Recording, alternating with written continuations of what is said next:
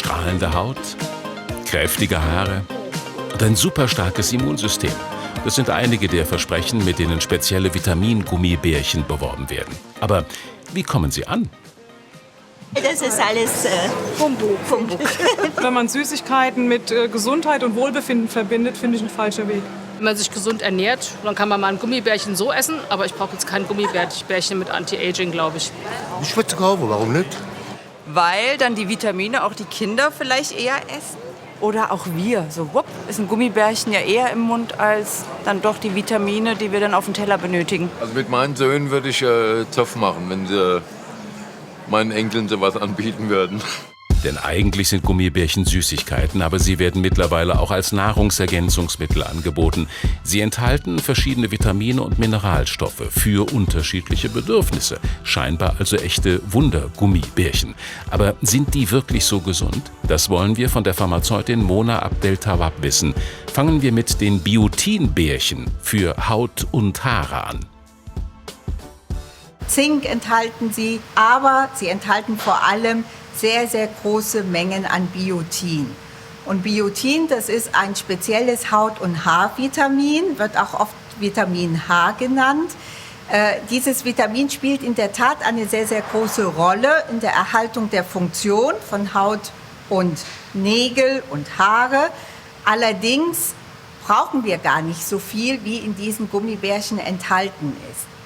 Diese Gummibärchen enthalten Mengen an Biotin, die sind ungefähr 10 bis 400-fach so viel mehr als das, was wir eigentlich täglich zu uns nehmen sollten.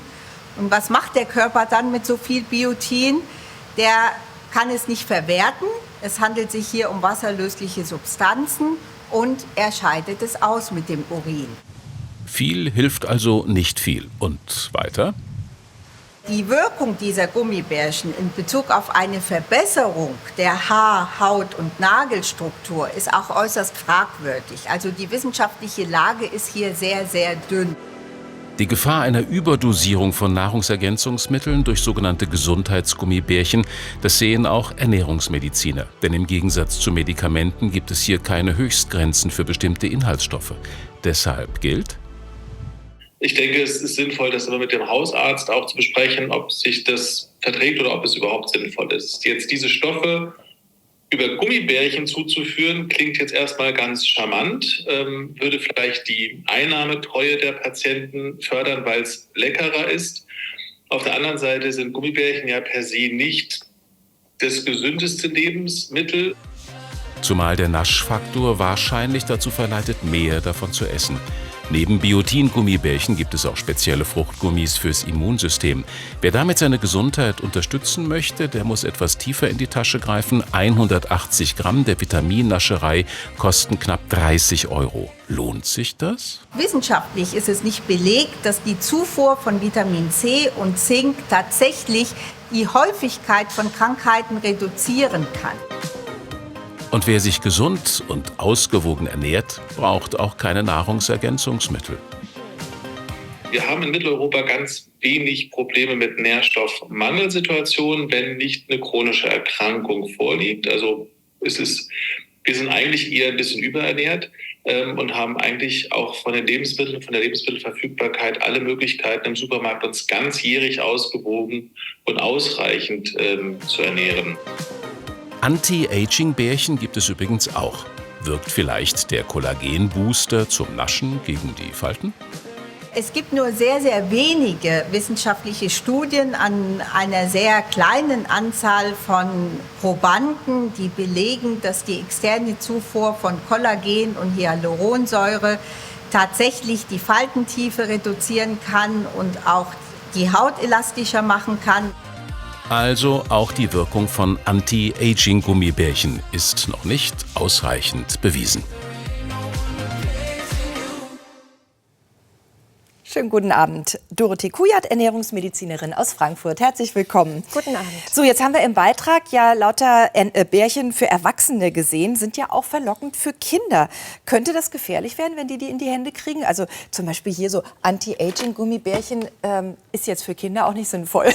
Ja, sicher. Da sind natürlich diese Nahrungsergänzungsmittel auf Erwachsene ausgerichtet. Und diese Mengen, die sind einfach zu viel für Kinder. Und die Form der Gummibärchen macht es natürlich attraktiv für Kinder. Und ja, da kann es zu Überdosierungen kommen. Genau, und im Zweifelsfall essen die ja auch nicht nur eins, wenn sie es finden, sondern gleich die ganze Packung auf. Also wenn man wirklich das Gefühl hat, oh, mein Kind hat die jetzt verzehrt, was sollte ich da machen? Da würde ich empfehlen, auf jeden Fall Kontakt mit dem Kinder- oder mit dem Hausarzt aufzunehmen. Wenn der nicht erreichbar ist, natürlich auch immer mit der Giftnotrufzentrale. Okay, hätte ich jetzt gar nicht gedacht, dass sie so gefährlich sind, weil die gibt es ja überall zu kaufen, in der Drogerie. Lohnt ein Blick vorher hinten drauf, was für Vitamine zum Beispiel da drin sind? Ja, absolut. Also man muss natürlich schauen, welchen Bedarf habe ich, was möchte ich gerne ändern. Und da kann man gucken, was enthalten diese Gummibärchen. Es ist aber wirklich die Frage, braucht man das tatsächlich? Ich meine jetzt im Hinblick auf die Kinder, wenn die das aus Versehen sozusagen gegessen haben. Es gibt ja wasserlösliche und fettlösliche, darauf wollte ich hinaus. Ja, auch das natürlich. Also die wasserlöslichen Vitamine, das ist so Vitamin C zum Beispiel, das ist kein Problem. Oder die B-Vitamine, die werden ausgeschieden vom Körper, können aber trotzdem bei einer Überdosierung auch zu Magen-Darm-Erscheinungen führen, Übelkeit, Erbrechen, Durchfall. Also es gibt akute Vergiftungserscheinungen, die gehen aber dann auch wieder ohne Folgen weg. Die fettlöslichen Vitamine, also das ist das Vitamin E und D und A und K. Da gibt es eine tolle Faustformel, ja, Edeka, ne? Dürfen wir an der Stelle mal sagen, ist ja keine Schleichwerbung. So kann man sich's merken. So kann man sich das merken. Die drin sind, ist es ein bisschen kritischer. Genau, weil diese fettlöslichen Vitamine tatsächlich im Körper gespeichert werden und zu Organschäden führen können. Also zu Schäden an der Leber, an der Niere, an Knochen. Das kann durchaus auch gefährlich sein. Okay, also gibt es eigentlich einen sehr guten Grund oder gleich mehrere gute Gründe, dass Medikamente oder Nahrungsergänzungsmittel eigentlich nicht aussehen sollten wie Süßigkeiten. Ja, absolut. Und sie sollten auch eigentlich zu Hause so aufbewahrt werden wie Medikamente, eben, dass Kinder nicht einfach drankommen. Stimmt, ja. Ich habe oft das Gefühl, dass Ärzte, weil wir sagen ja dann oft irgendwie, also wenn man Nahrungsergänzungsmittel nimmt, dann soll man das mit dem Arzt absprechen, aber dass sie da so ein bisschen Leidenschaft sind. Ich finde öfter das Wort Orthomolekularmedizin im Netz und denke immer, dass das Mediziner sind, die darauf spezialisiert sind, auf Nahrungsergänzungsmittel. Ist das so? Sollte man sich an die wenden? Leider ist das nicht so. Also die Orthomolekularmedizin ist ein alternativmedizinisches Verfahren.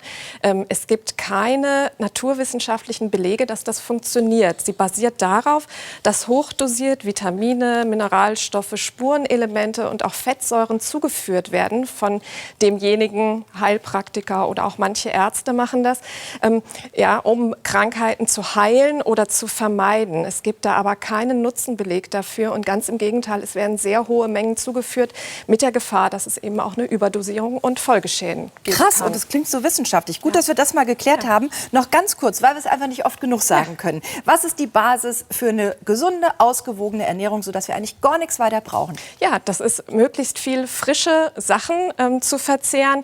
Ich empfehle immer wirklich Gemüse und Obst möglichst bunt, auch für Kinder angerichtet, 5 Portionen am Tag und damit hat man eigentlich alles, was man braucht. Es kann so einfach sein. Ja. Dankeschön, dass Sie da waren. Vielen Dank. Gerne.